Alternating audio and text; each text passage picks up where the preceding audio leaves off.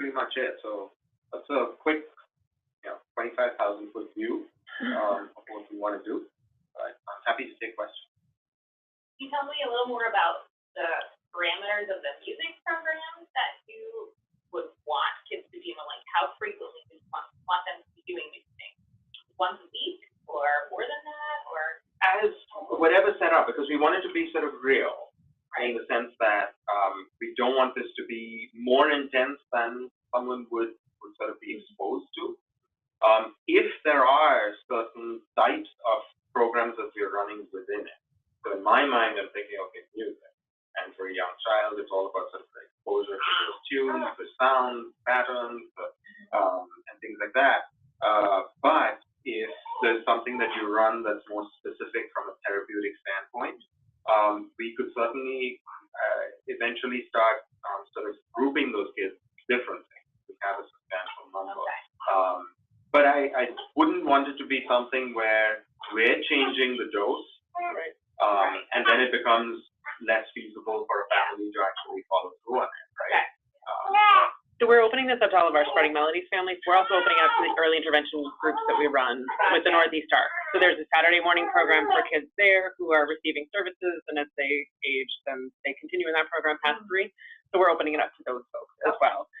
We have some individuals that we serve in the community that get individual music therapy services. Yeah. I think we'd like to include those as well. We're just going to recognize the exposure is a little bit different, but if you come to Saturday class, the exposure is different than if you come to Wednesday class, because none of us are following a set curriculum. The model is really to follow the kids and be responsive, so it really is an environmental approach to music that we offer here. So I think this is why the partnership is such a great fit, because we're not following a booklet that says you have to do A, B, C, and D, and it's not consistent across the board. So it's not great for a clinical study, but it's great for this environmental look at exposure. And then we've never been able to truly capture how that generalizes into the rest of your day and your week.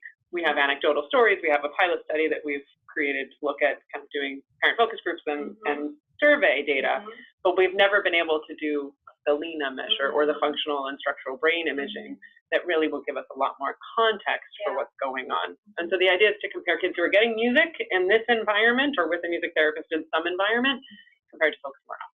I think one of the things that we had actually talked with you when we first met was not just around the LINA device, but if there's a particular kind of questionnaire or something you wanted to devise that helped us get a little more information on how music and being in a program like this has changed the dose that your child is exposed to of music or that type of interaction at home. So the other 6 days of the week. We don't have that included in our history forms yet. We can go into it a little bit, but it's not a whole lot because there's so many things in it. We don't want to go into too much depth on one.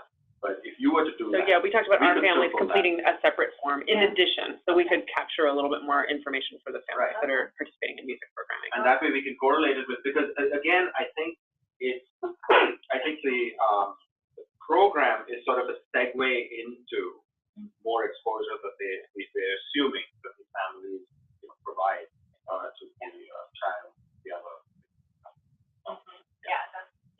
And so you'd want kids to just stay continuously in the program as long as possible? As much as possible, but again, we can also then stratify it. So let's say, for schedule reasons, you were able to do it for 3 months or 6 months. Okay, and then, other activities and stuff come up. But you've had now, your pattern in terms of involvement of music with the child has changed.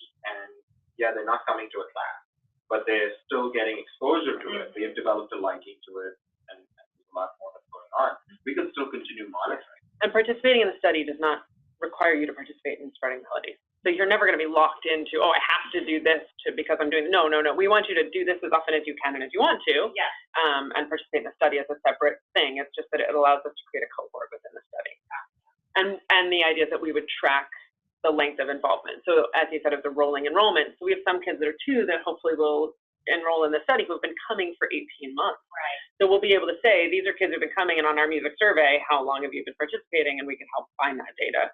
And for families who are like, I don't remember, we can look that up and put that in there as part of the background information. And then we can start seeing if there are differences, with a sort of a shorter exposure time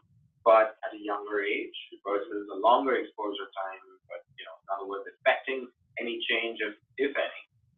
Does it take a lot longer because they're older?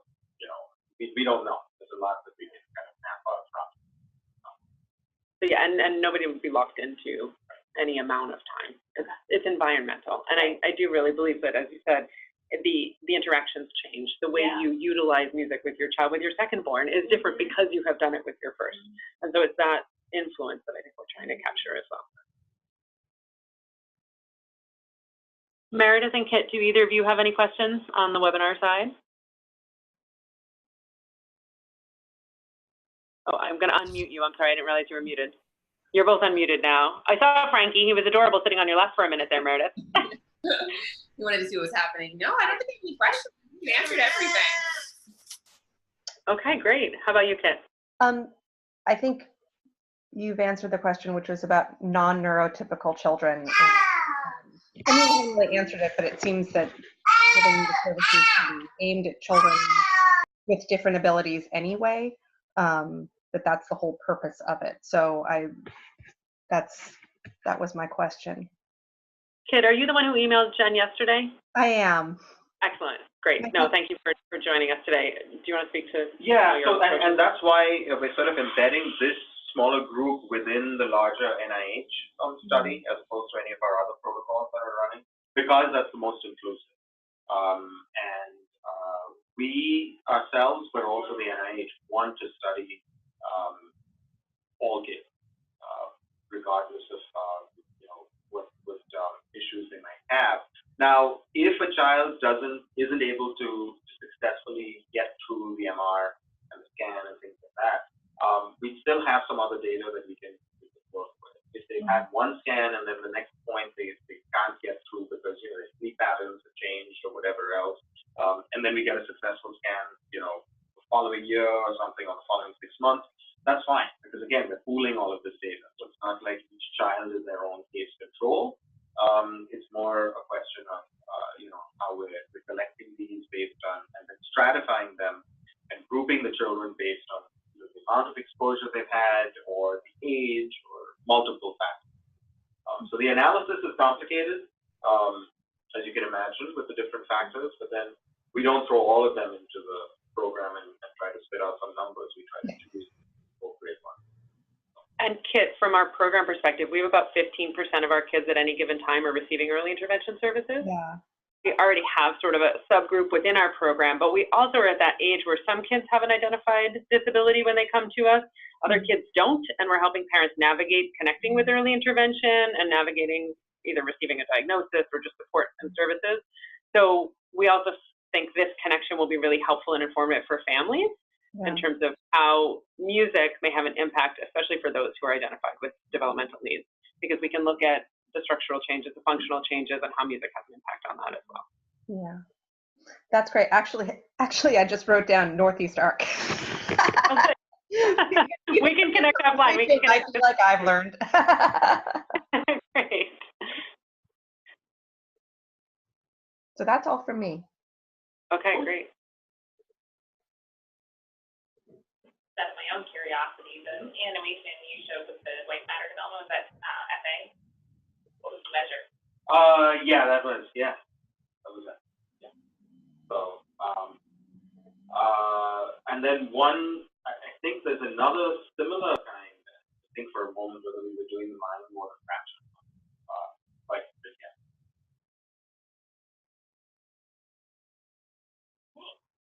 We'll see what the white matter looks like. She was. What's your myelin developed? You seem very interested. So we have the idea is to bring in kids who are new to our program, especially for September, to get them down to the lab before September comes. So if we can get a baseline for some children, we're not going to get for everybody, and everybody's okay with that. But whoever can, we'd love to get a baseline in September and then have them attend here. I also have been mentioning to parents the prenatal piece. So could you speak to that a little bit? Because we've been talking about that. That's right. So we have, as part of the ECHO bit itself, we've got another sub-cohort of pregnant mothers from 22 weeks onward that we're studying. There are procedures that we're doing with the mom, 3D ultrasound at what stage? Every 2 22, 28, 34. Okay. And again, if you can't make it for all three, that's fine, whichever one, because it's rolling enrollment, so, we're getting about rolling at 27. We are working towards doing a fetal MRI. Unfortunately, that requires a slightly different setup in terms of foils and everything else, and that's been a little bit of an issue that we have to work on logistically. But eventually, we'll be getting that on board as well. But the other pieces are about just monitoring, maternal nutrition, growth and sort of development through the pregnancy in terms of how the pregnancy is proceeded, nutrition, all of those kinds of things.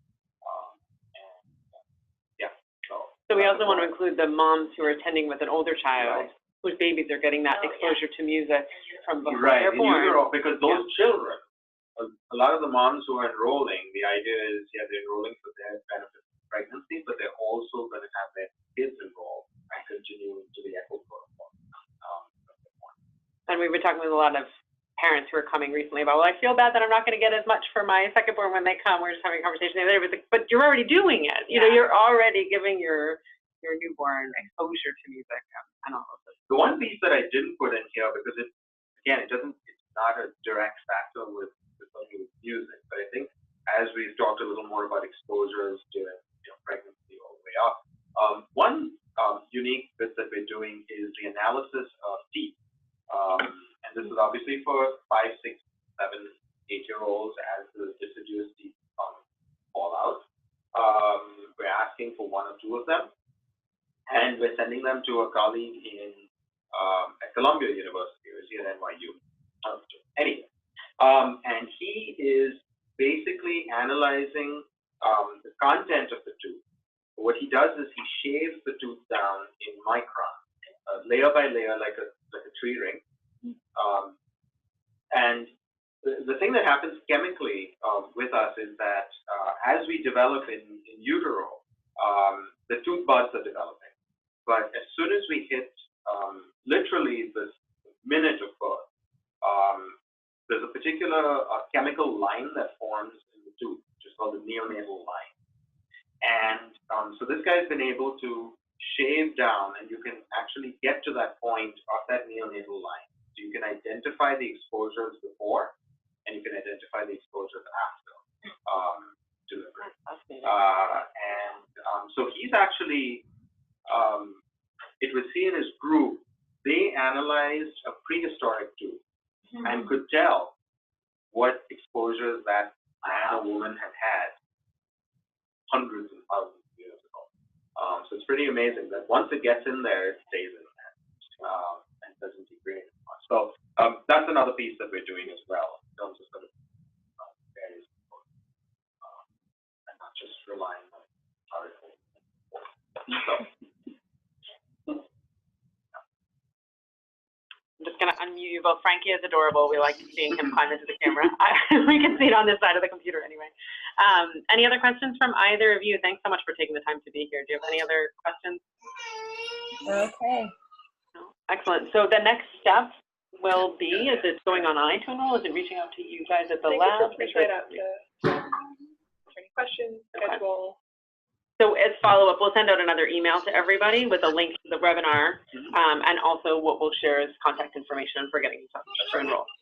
And if we could keep some of those samples that you have, I don't know if they're shareable, then we could keep them here for the week and show families as you come in for music classes what the forms look like that they use. Yeah, and the consent forms, as you know, for major studies like these, they can be daunting. There's a lot of verbiage, stuff that goes into it. Review boards wouldn't allow the study to proceed without that. We're more than happy to answer any question you have about any component of it. If it just, seems like it's more science speak and you need to clarify it, more than happy to do that all the time. And people understand the form. And then there are things that you can opt in and out of as well. Excellent. Well, thank you, ladies, for joining us on the call here. We appreciate you being on the call, and we will catch up with you both soon. Great. Thank Thank you. Take care. I'm going to end the webinar here for you. You can also just exit if you would like to hit that button also.